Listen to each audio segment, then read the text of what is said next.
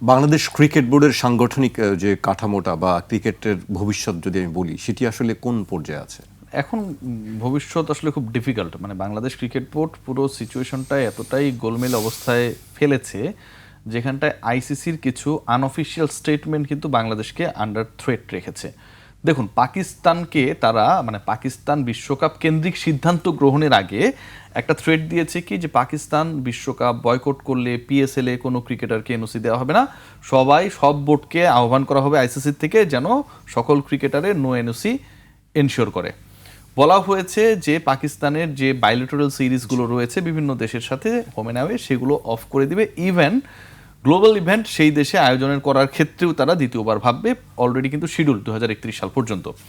এখন বাংলাদেশের ব্যাপারে পাকিস্তানকে যেটা থ্রেট করেছে, বাংলাদেশ তো অলরেডি অ্যাপ্লাইড যে we are not going to participate in the upcoming tournament. তারা কি করবে সেটা কিন্তু দেখার বিষয়।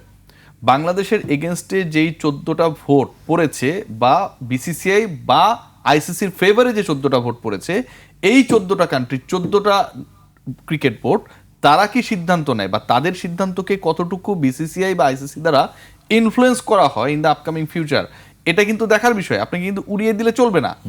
সো এই ব্যাপারগুলো কিন্তু মাথায় নিতে হবে। অলরেডি ইন্ডিয়া বলে দিয়েছে আগে যে আমরা বাংলাদেশের বিপক্ষে আমাদের যে অ্যাওয়ে সিরিজ, বাংলাদেশের যেটা হোম, সেটা আমি আসছি না।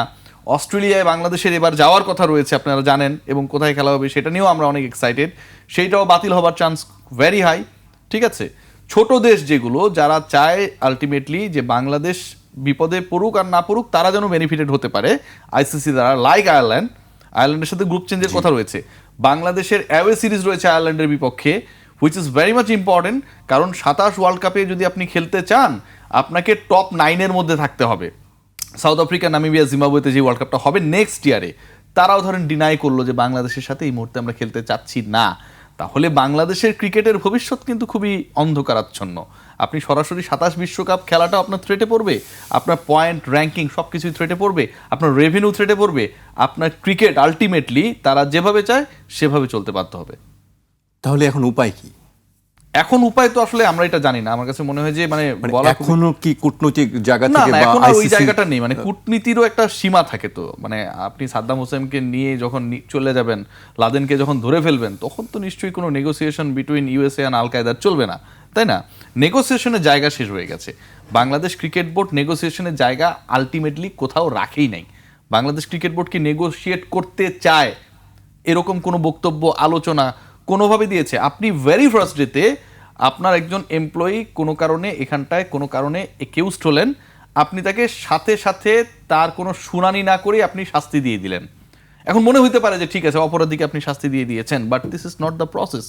ফাঁসির আসামি যে, তারও কিন্তু শাস্তি নির্ধারণ করার ক্ষেত্রেও কিন্তু সময় নেওয়া হয়, তাই না?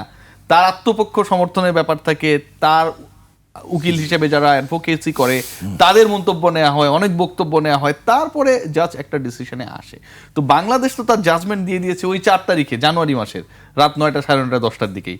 এরপর নেগোসিয়েশনের জায়গা বাংলাদেশ ক্রিয়েট করার চেষ্টাও করেনি, হয়ওনি।